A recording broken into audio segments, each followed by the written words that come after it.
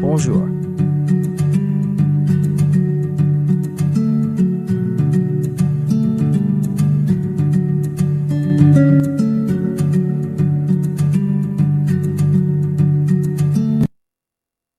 Jack Wickstead, de Beth Israel à Boston. Je suis ravi d'être avec vous aujourd'hui. Je voulais juste pour vous montrer où nous sommes à Boston. On a eu une grosse tempête de neige. J'espère que vous voyez ça. Ah, il y a un peu de neige par ici. C'est loin de là où vous êtes. Quoi qu'il en soit, je souhaitais vous montrer un peu de neige. J'espère que vous pouvez la voir sur la vidéo.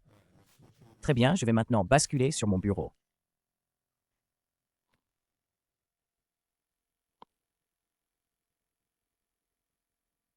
Bon, aujourd'hui, nous parlons des problèmes du site d'ancrage distal.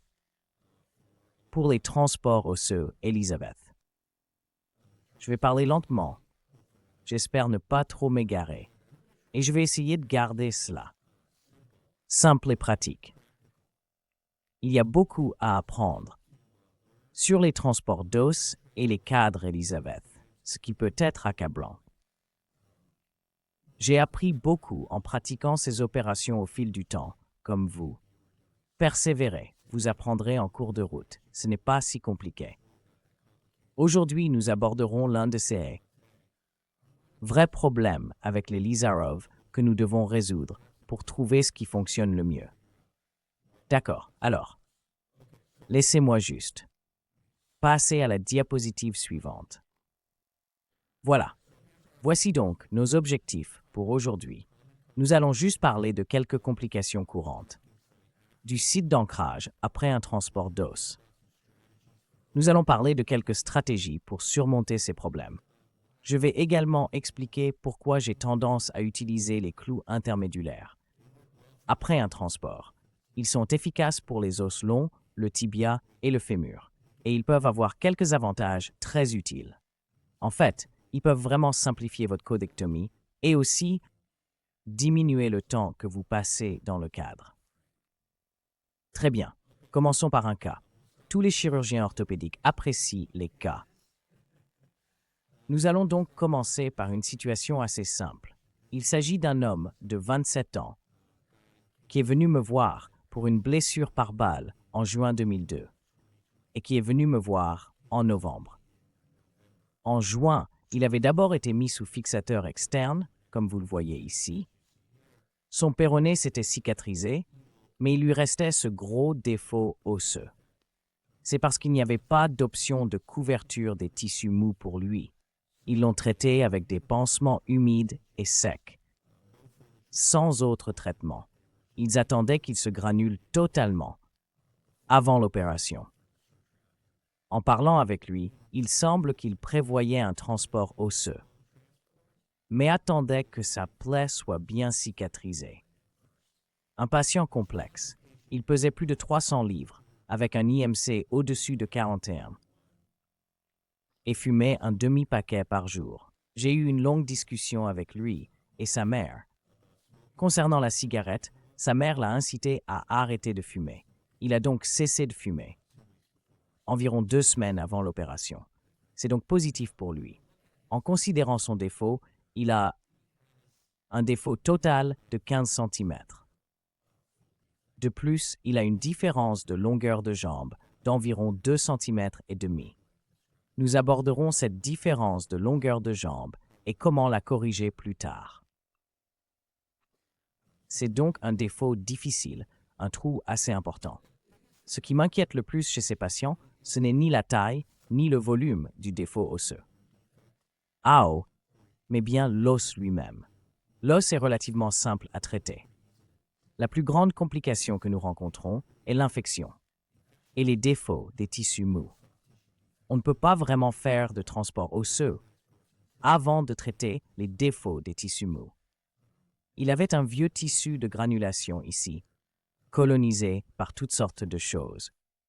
Excusez-moi, juste une seconde.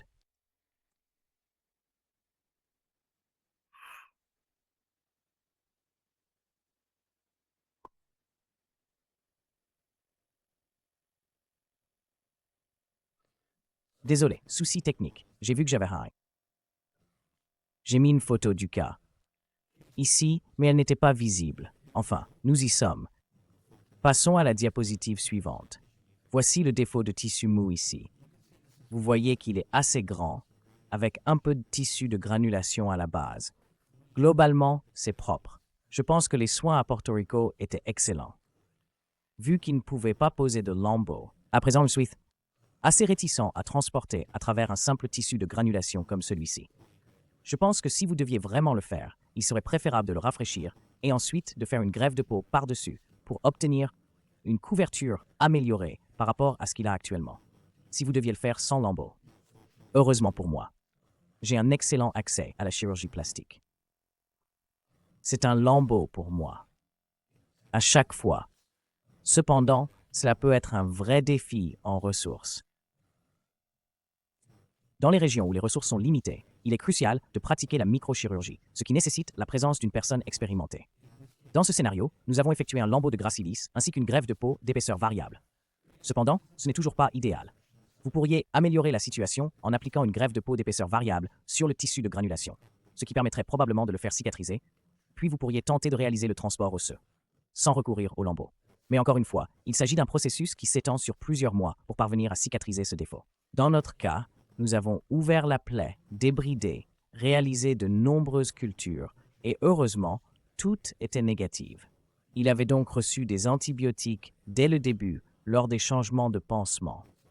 Et oui, il n'était pas infecté, ce qui nous a beaucoup aidé. Une fois tout débridé et recouvert d'un lambeau, je peux commencer à travailler sur l'armature. Vous pouvez observer que j'ai l'anneau supérieur du cadre. Je commence par le fixer avec une demi-goupille, puis j'ajoute 2 demi-goupilles supplémentaires afin d'assurer une meilleure stabilité sur le cadre supérieur. Je m'efforce, à l'adresse, de le garder aussi parallèle que possible à la ligne de jonction. Encore une fois, de même, j'ai 3 demi-pinces dans le segment distal. Le cercle rouge ici montre le lambeau de gracilis que nous avons placé. Il est inséré sous la marge cutanée et recouvert d'une greffe de peau épaisse. Ce n'est donc pas un cadre compliqué. J'ai 3 demi-épingles en haut, 3 en bas. Cet anneau au milieu est mon anneau de transport, n'est-ce pas? Je vais utiliser cette chose pour le transport. Il n'est donc pas attaché aux tiges ici. Il flotte librement. Je vais procéder à un simple transport par élévateur. Vous pouvez donc voir ici que j'ai fixé cet anneau de transport à l'aide d'une demi-goupille à mon segment prévu. Je vais l'ostéotomiser et utiliser cette pièce inférieure pour le segment de transport.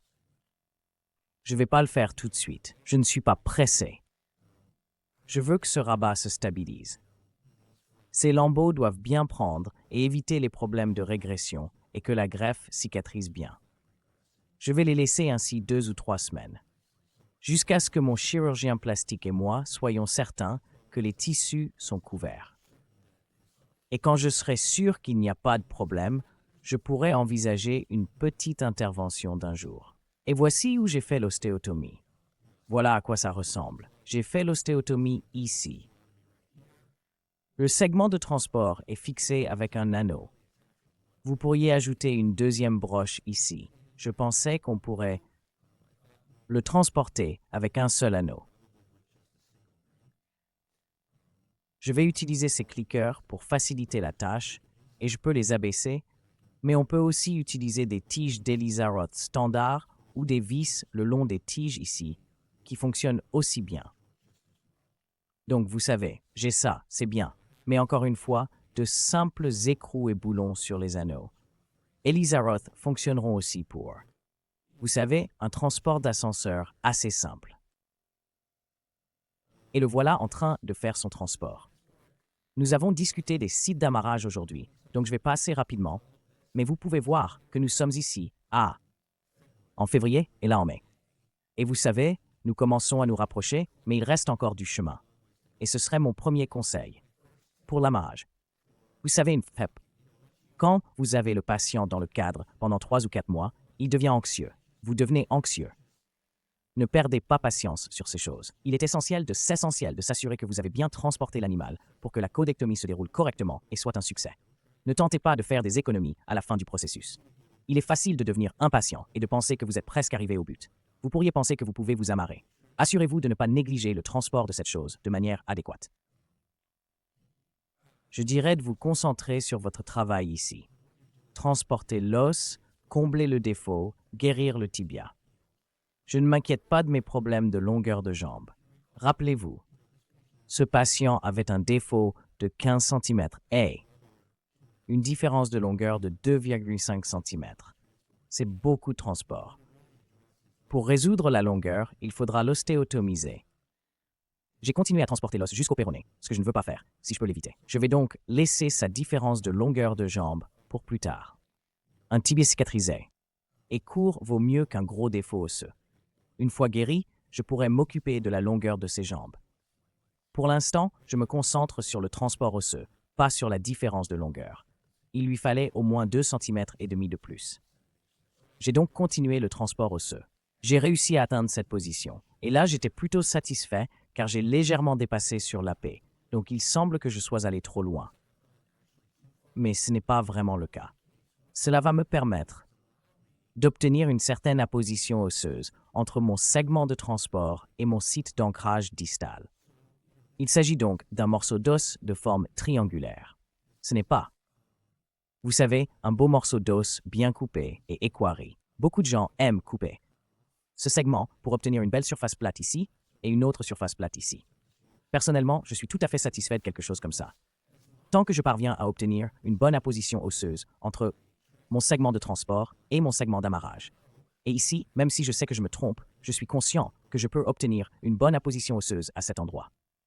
Voici un article intéressant qui traite des complications associées au site d'amarrage. C'est un article en source ouverte. Si vous recherchez une étude rapide sur ce sujet, vous pouvez obtenir ce PDF gratuitement en ligne. L'étude concerne 103 patients. C'est un article récent, datant de 2023. Et voici les complications qu'ils ont rencontrées. Ce sont les complications que nous connaissons tous. Un retard d'union d'environ 20%, une déviation axiale d'environ 20%, ainsi que des problèmes d'incarcération des tissus mous d'environ 10%. Les taux globaux approchent donc les 50% pour les sites d'ancrage. Cela peut vraiment être un défi, mais si vous les abordez une par une, vous réussirez très bien.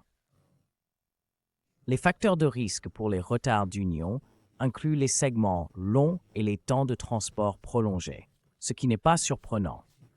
Il y a aussi des risques au tiers distal du tibia. Sans surprise, le périoste y est très pauvre. Nous savons que les fractures du pilon et du tiers distal du tibia sont souvent difficiles à guérir. Donc pas de surprise ici, segment long, temps de transport long et risque élevé de retard de consolidation. Donc, lorsque je fais face à ces risques d'union retardée et que je m'inquiète du site d'ancrage, je suis vraiment tout à fait satisfait d'utiliser le greffon osseux de la crête iliaque et je l'emploierai chaque fois que je le jugerai nécessaire. Mais avant tout, ce que je veux vraiment m'assurer, c'est d'avoir une bonne apposition osseuse au niveau du site d'amarrage. Par cela, je veux dire que le segment de transport et le segment distal sont bien verrouillés ensemble et que j'ai un bon segment d'os en contact avec l'os. N'oubliez pas que ce régénérat que vous venez de créer et que vous avez passé 3 ou 4 mois à fabriquer agira comme un ressort. Et dès que vous enlèverez le cadre, ce segment de régénérat Boeing va vouloir revenir à son point de départ. Ces choses peuvent donc très facilement se séparer. Je vais mettre une plaque sur chacun d'entre eux. Vous n'avez pas besoin d'une plaque géante. Si vous voulez éviter un retard d'union, il faut vraiment que l'os s'oppose. Une fois que j'ai placé la pièce de transport à l'endroit souhaité et que je suis satisfait de son emplacement, je vais laisser le tout se stabiliser pendant un certain temps. Dans ce cas précis, je l'ai laissé reposer pendant environ 1 mois complet. Je pense que cela rend ma régénération un peu plus mature et développée. Je crois que cela rend mon segment de transport un peu plus susceptible de rester en place et un peu moins susceptible de se détacher ou de se déplacer. Il s'habitue ainsi à la position qui lui convient le mieux et devient plus stable. Ensuite, j'ouvre le site et je place une petite plaque. Il faut faire attention lorsque l'on place cette plaque sur le site.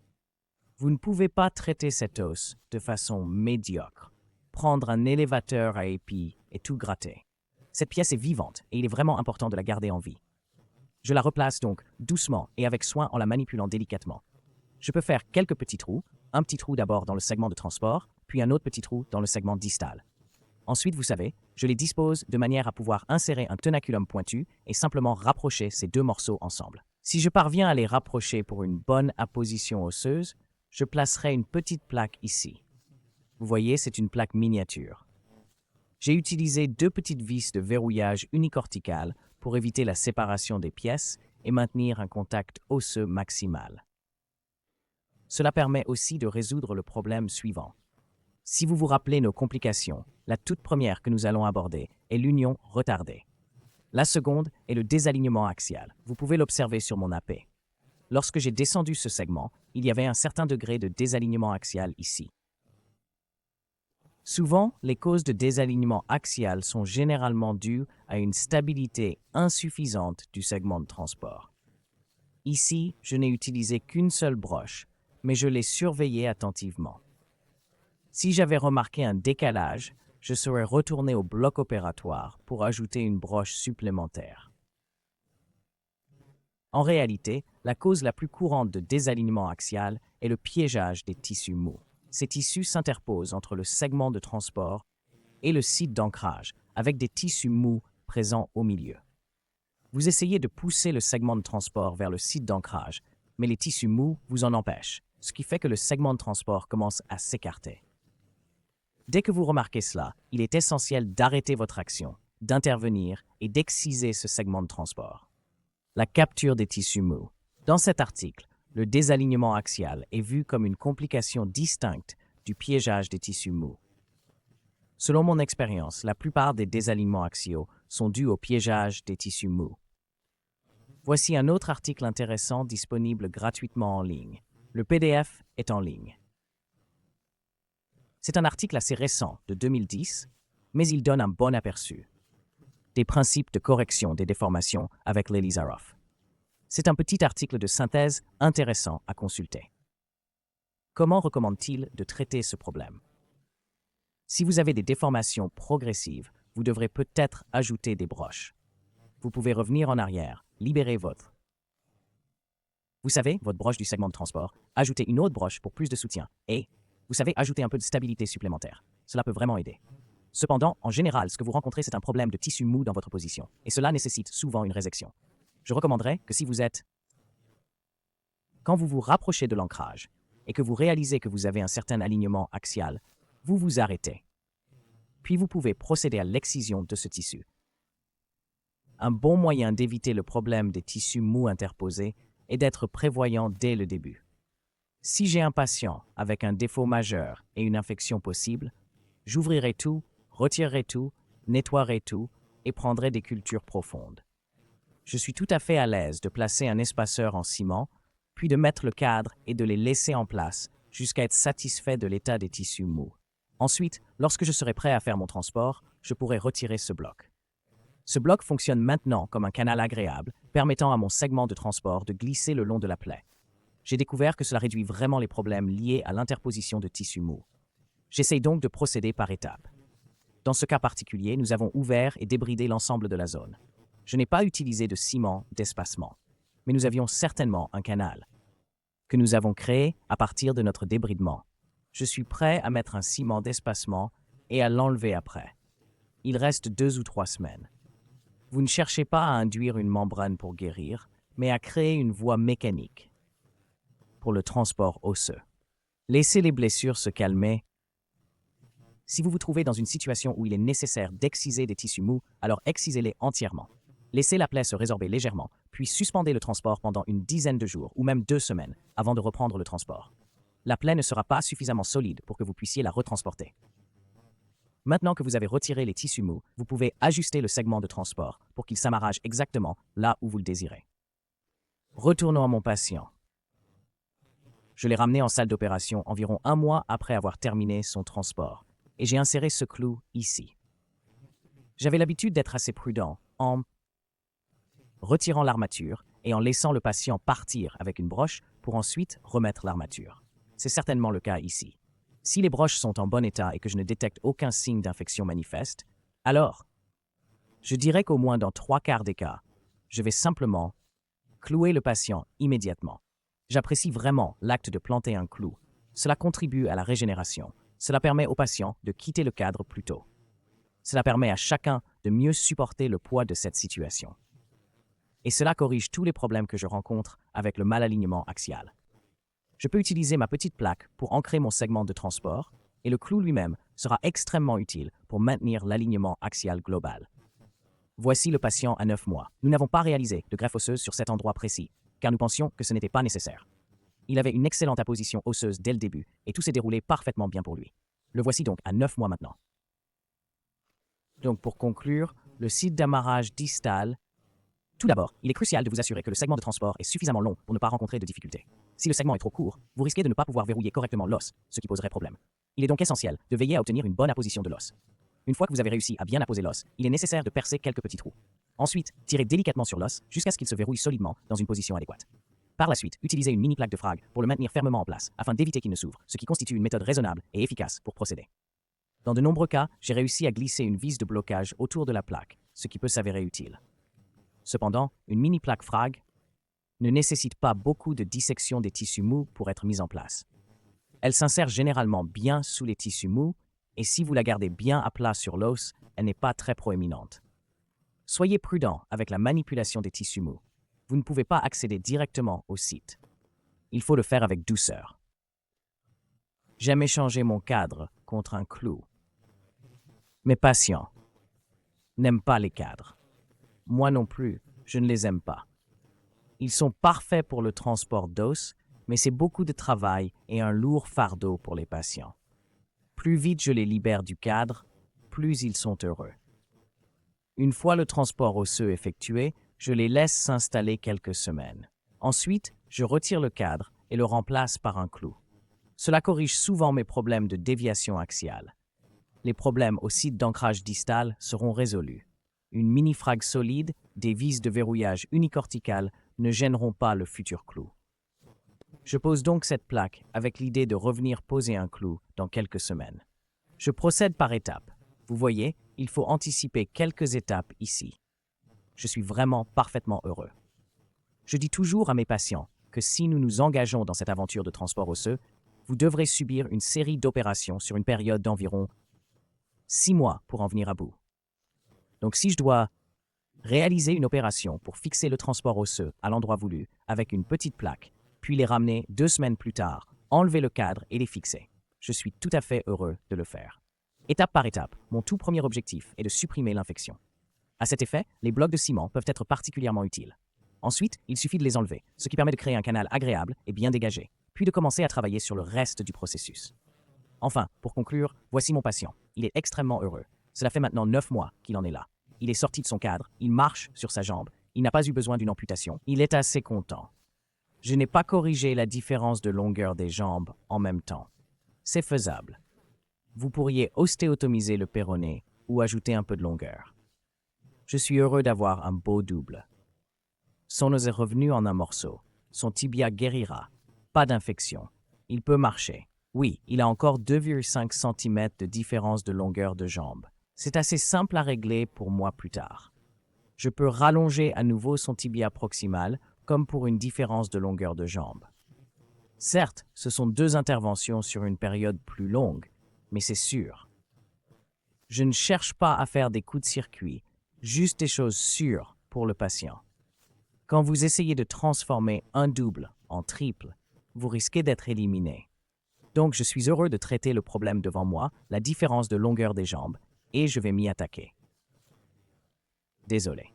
Le problème qui est devant moi, le défaut osseux, je combattrai la différence de longueur de jambes comme une procédure séparée. Je crois que c'est sûr. Ok, merci à tous. J'apprécie vraiment votre temps.